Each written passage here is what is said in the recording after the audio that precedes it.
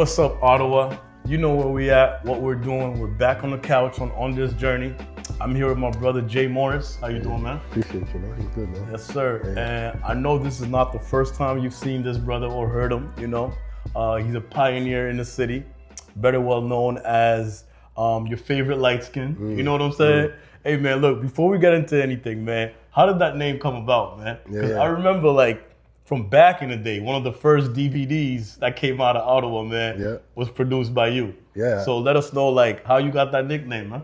You know, I think it's just one of those things where people just started being like, yeah, you're my favorite light skin. And I was like, I kind of stuck with it, like, oh yeah, your favorite, you know? And I just kind of roll with it. And when I was doing like radio for years and years and years, I was like, what am I gonna, at first it was just dynamic. Yeah. And then on the radio, I was like, I need to have sort of like a different personality for the radio than the music. Yeah. So I leaned in on the your favorite light skin thing. And amazing. It's like an icebreaker too, you know? Yeah, when people are like, what's your name? Sure. Or like, your favorite light skin? And people get vexed at me for coming up with that name, or, you know? It would lead to big conversations, you know? Yeah, for sure. I just want to say off bat too, man. Salute to your water, you know? Man, thank you, man. Appreciate it, man. Hey, look, nurture water, man. Y'all need to get familiar. You know what I mean? Yes. Hey, man, I know that music has played a major part of your life. You know what I mean? Growing up. I know this personally because I've been around your dad. You know what I'm saying? I don't know if you know this or not. I've been around your dad's group. You know what I'm saying? From my boy Lion from back in the day. Ricky Lion. Ricky Lion, you know, shout out Ricky. He just messaged me earlier. Oh yeah, for real. There you go. So I've seen your dad perform on stage, and you know, and I didn't even know that was your father. Okay. You know, so he told me that after, and I was like, wow, it's a small world, man. Right. So like, how has music impacted your entire life and everything that you do right now, man? I mean, even like, you know, my actual last name is Gunderson. Gunderson. You know, and so I switched my name to Jay Morris last couple of years, you know, and Morris is my pop's last name. Okay. And you know, just to pay homage to the musical side of the family. So for me, you know, the music has been something that I've been around since I was a little kid. Yeah.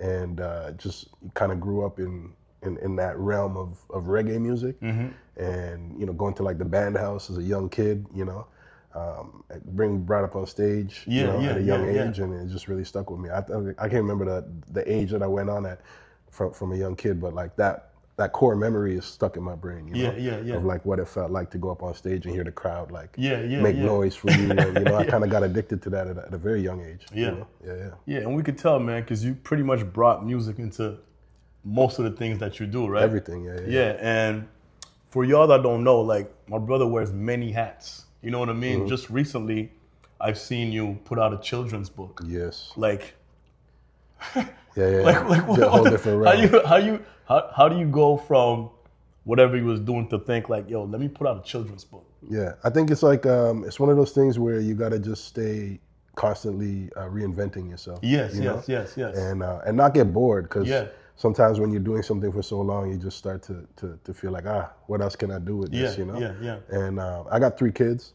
Wow. So it's, you know, for myself, it's like, you know, I read stories to them a lot. You know? I grew up on Dr. Seuss, you know, and all those rhyme books and stuff. And, music is basically storytelling anyways, you know? So instead of putting it in an audio form, I just decided to watch a couple YouTube videos one day and figure out how to make a book myself. You know? Wow. So you don't have nobody else working for you? Like, what we're reading is what you wrote? Yeah. Wow. I came up with it, and amazing. You know, it's one of those things where it's like, I still get to be creative, make something for my kids too, you know, and make some money off it. Of course, full circle. Yeah, you know exactly. Full circle. And it's been great because it's opening up a new audience for me.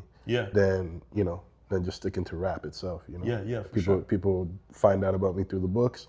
They want to know more, or people that know me through the music support and buy the books. So I think I've actually sold more books than I've sold my own projects, you know, mixtapes and stuff over the years. Wow, you know what? It's like that sometimes, man. Like, you know, so you start something new and that becomes your most successful thing. You know what I mean? And I, you know, for me, it's like not just stopping there. Like it's a different avenue, it's another lane, but it's something that I'll continue to do and still do the music. Yeah. No, it's been a great success. I've seen you on CTV talking about it. You know, I've seen other people mention it to me. On the journey. You know what I'm saying? Yeah, exactly. You know, we're today here on this journey, you know?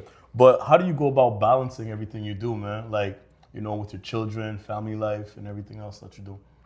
Yeah, I think it's just having a passion for what I do, and I guess it's easy. It comes natural to you, right? And you're creative, so exactly. Yeah. And if I'm not creating, that's more of a problem for me. Yeah.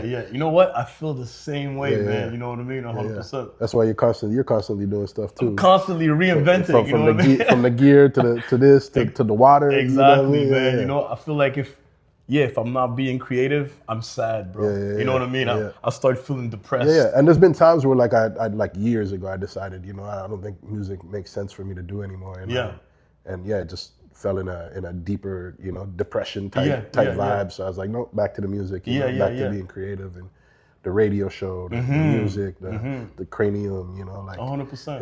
It's all being able to create. 100%. And Cranium is also a big success, man. Thank you. Do you have partners with you? 100%. Yeah, that's a whole team of us. I didn't create it. I'm one of the co-founders, but the idea was brought to life by Patrick McCormack. Okay, amazing. Michael Curtin, and I was kind of just brought on board, in the beginning stages from the start. But I didn't create the idea of it. Just it came from like all of us are artists. And we didn't have platforms like this in the city for us. And I work with like Patrick Jugga from Boogaloo Tribe. Shout out those guys. For years prior to that, doing the DVD stuff you mentioned. We started off doing like Hold It Down DVD. Cap City DVD. Remember those. When DVDs were a thing. When DVDs were a thing. You know what I mean? And then it just came kind of full circle. Like, let's work on something else that can help out the city. And I was in Toronto for 10 years. Man, stop it right there, man. Hold on. That was going to be my next question. So I know that you had left the city for a little while, you know what I'm saying? And now you're back again, even harder with everything you're doing. So how was your experience in Toronto, and what did you learn from there that you brought back to the city? It was great. I think networking, was a huge thing.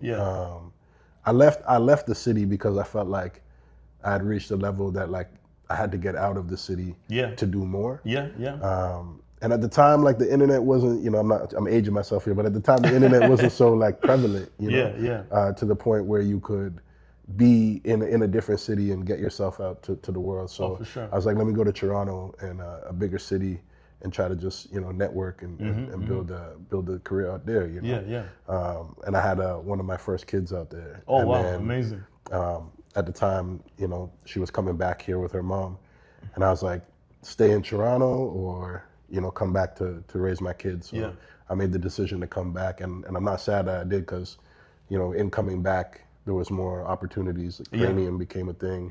And Cranium's going in its 8th year now. Oh wow, amazing. Amazing. Yeah, it's great things. When is the next Cranium event happening this year? So we got Cranium Festival coming up September 9th to 13th. Okay.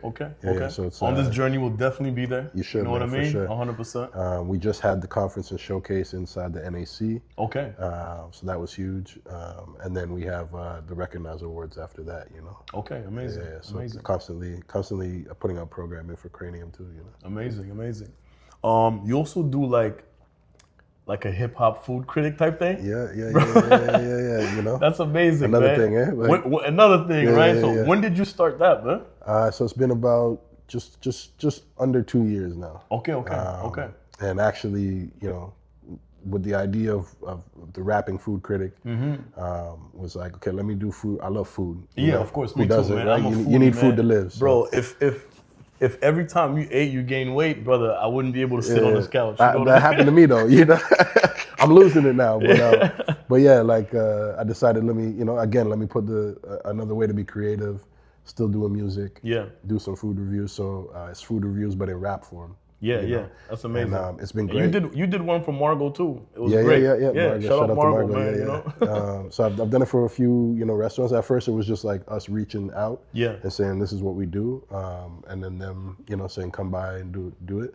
But as of recent, there's been some great opportunities coming from it. So currently, right now, I'm doing 8 businesses within the Centertown area, which is cool because that's where I grew up. Wow. So shout out to Centertown BIA who stepped up to the plate and been like, yo, here's some money for what you're doing, Okay, okay. BIA.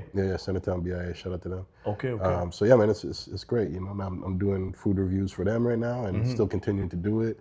You know, I've pitched it out to other organizations, and I do like a sponsor wrap every year with Ottawa Music Industry Coalition. Okay. So they give me like every year for their award ceremony, they give me like a list of all their sponsors, and I make a song out of all their sponsors. You know? Wow. Bro, that's a lot of work. That's a lot of bars, man. You know, you know what I mean?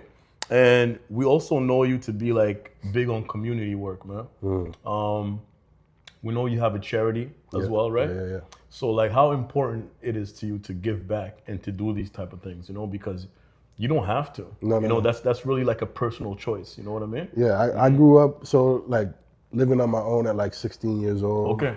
Even before that, like going to food banks when the situations that were needed. But for myself, when I was 16 years old, it was like one of those things where I was working, I was in school, and in order to eat, because we all love to eat. I needed to get food, so I would go to food banks. And no shame in it at all. And it kind of just turned into, as I got older, I was like, as a hip hop artist, I feel like you got to give back. Not just constantly with just the music, but like also to the community. And so I was like, how can I, again, fuse like music into this? So I created this platform called Hip Hop Food Drive. Amazing. So it's 12th year now. Oh my God. And, are you serious, bro? Yeah, and it started out just in Toronto when I was in Toronto, actually. Wow. And then I came back to Ottawa, and I was like doing Toronto, Ottawa.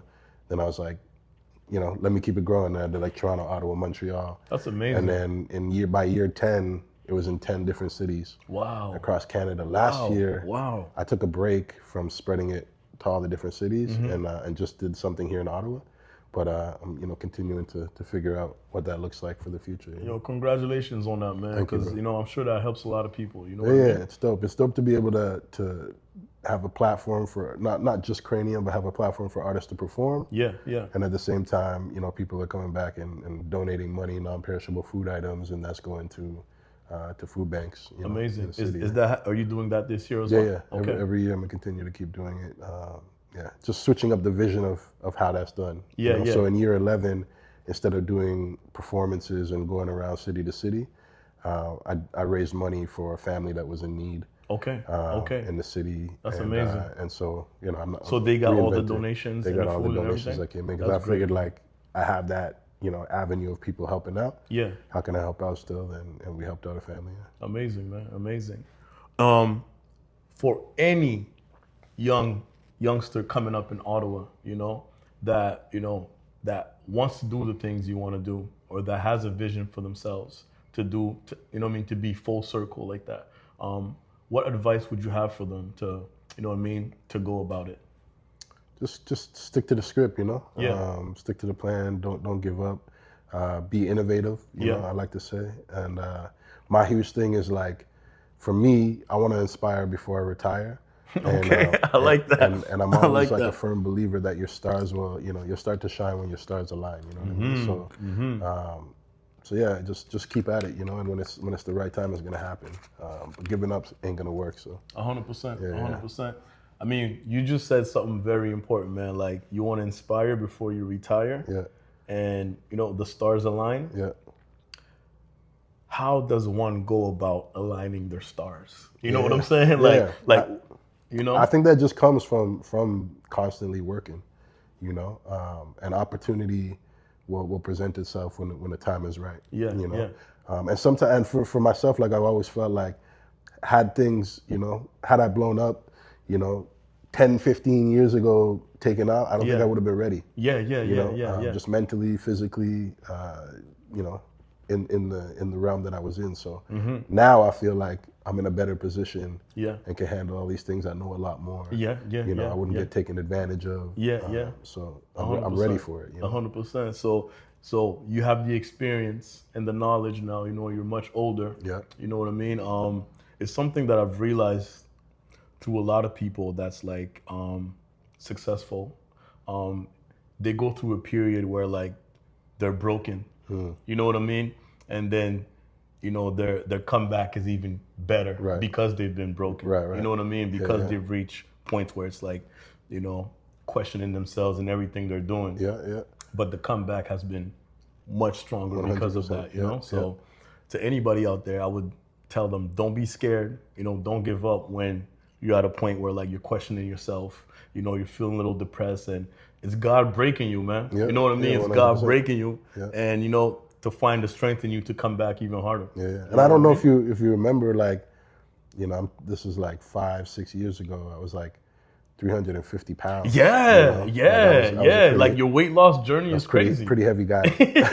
You know, I wouldn't have been able to sit on this probably right now, you know? But for me, it was like one of those times where, you know, that wasn't a good time for me, you know? And so now I'm getting back up and lost so much weight, and still continuing to lose some. And, of course. I think what triggered that journey, man? Was it your kids? Was it a little bit of that? Going to a doctor and the doctor being like, "You got to switch it up," you know? Or things are about to be bad for you. And just knowing that in order for me to be the best version of myself, like musically even, I got to be the best version of myself. Personally, like in real life. Yeah, exactly. So just being able to do that and be sort of an inspiration for others too, because you know, I have so many people that message me all the time, like, yo, you know, what you're doing is crazy. Like, thank you for doing that. You're inspiring me to go to the gym. Amazing. You know? So if I can do that with the music, with, you know, being healthy myself, like, and health is wealth, right? 100%, 100%, man. That's why we got Nurture Water, man. You know what I mean? Alkaline water, health as well. I gotta give me some of this stuff after. We got you, brother. We got you. So, man, like before we wrap up, I want you to let the people know where they can reach you. Shout out your platforms and what you got coming up. I know you got something major coming up that you told me over the phone. I don't know if you want to let them know yet. We'll keep that discreet. Okay. But, you know, but it's major. Okay, guys, like he'll tell you on his own time, but it's major. Thank you, Ottawa should be very proud of that. You know what I mean? So let them know where they could reach you. So everywhere, my website is jmorrisnow.com. Okay. Everywhere on social media, jmorrisnow. For Cranium, it's Cranium Arts Project, Cranium Festival. On platforms, craniumfestival.com. Rapping Food Critic is the social page for the food review stuff. And Bring Your A Game for the hip hop food draft. 100%. Hey, man. Thank you very much, my brother, man. Thank you for coming on the couch. You know, and where do people get this water, man? That's what we need to know. Hey, man, look, the website is coming up. They can hit us up on our Instagram at Nurture Water.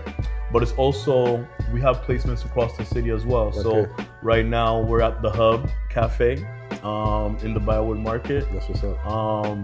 We are at a cafeteria on Tunney's Pasture, government building as well. We're definitely at Margot Restaurant. Fire. You know what I'm saying? Get this water. And I got a program happening tomorrow. So I'm a cop a case. We got you. You know? We got you 100%. Yeah, support that. Thank y'all for watching. You know, we got more guests coming.